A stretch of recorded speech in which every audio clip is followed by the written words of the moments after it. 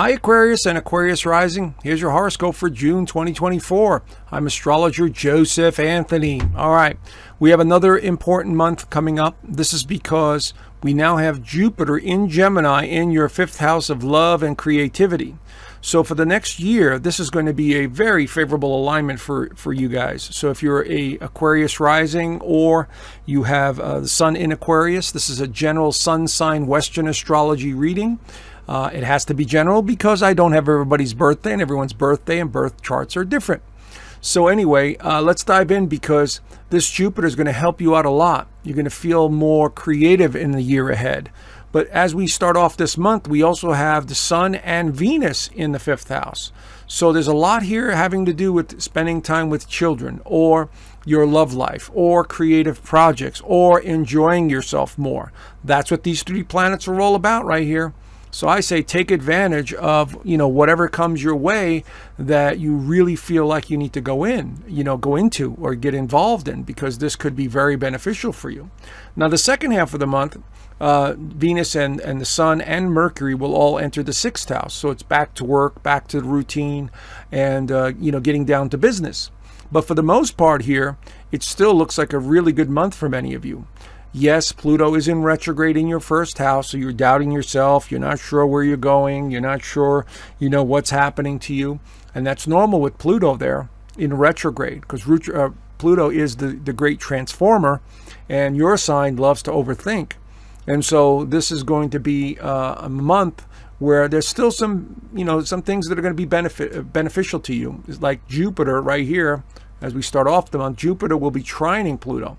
So there's Jupiter at 1 degree and it's trining, which is a favorable alignment in astrology. So again, is saying something favorable coming your way with regards to yourself or your children or a loved one or a creative project that you might find really inspiring. So I say take advantage of it. You got a whole week or two to deal with it, at least until the 9th and the 10th.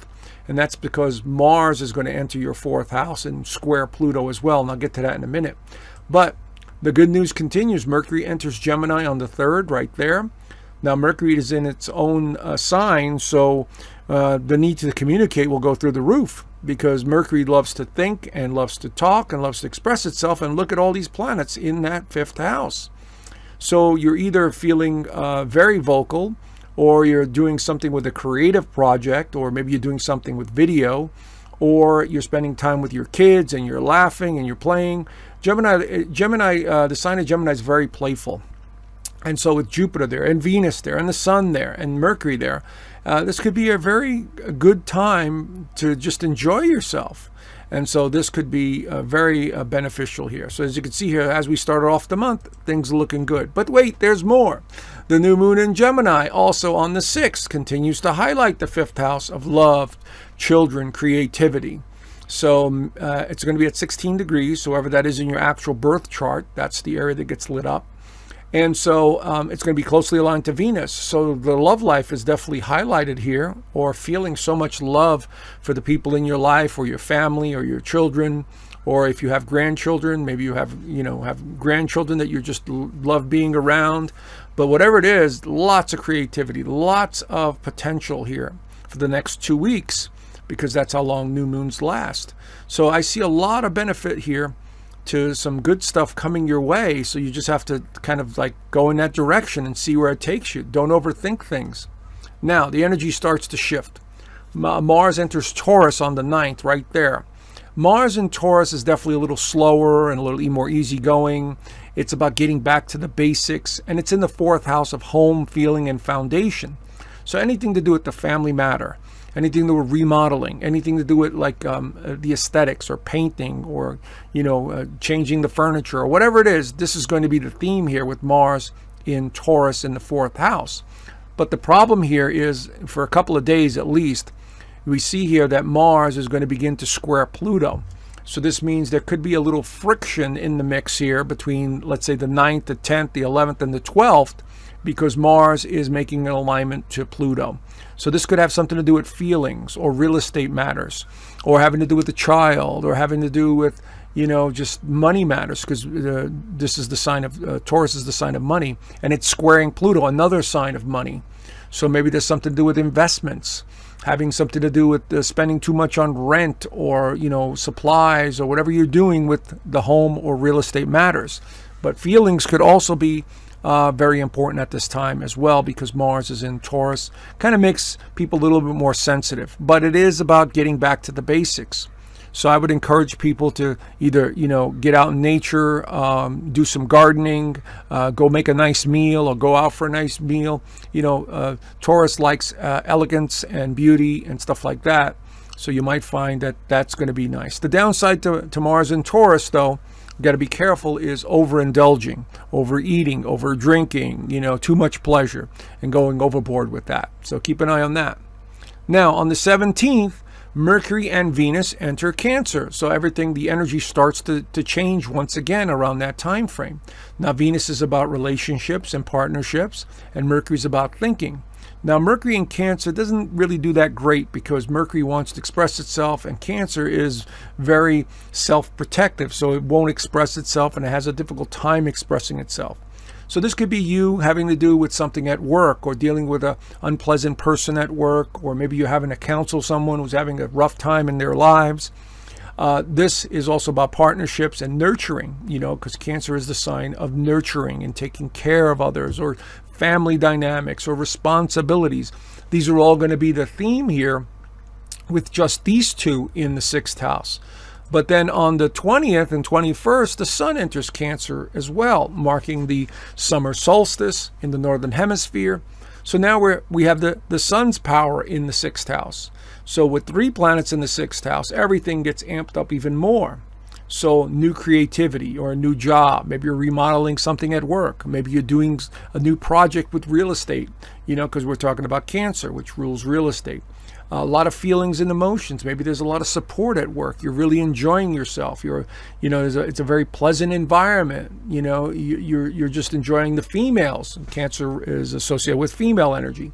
But with the Sun here over the next 30 days, this could be a very creative time, because the Sun is a very creative force when it comes to astrology. And you can see here they're closely conjunct. It's only 4 degrees away. So it still looks very beneficial. Okay, going into the Cancer season. And Jupiter's still sitting there in the 5th house. Mars is in the 4th, making some favorable alignments. As you can see here, Mercury's making a favorable alignment to Mars. So this is important conversations to have with other people. That's how you have to interpret this. Again, this is a language of symbolism. Okay, and so in cycles, understanding cycles.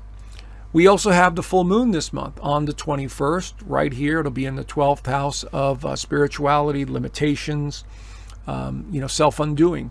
So it'll be from the Sun at 1 degree to Capricorn moon at 1 degree. So what this is suggesting, anything to do with health and service and taking care of others, spirituality, mysticism, maybe a project's coming to an end.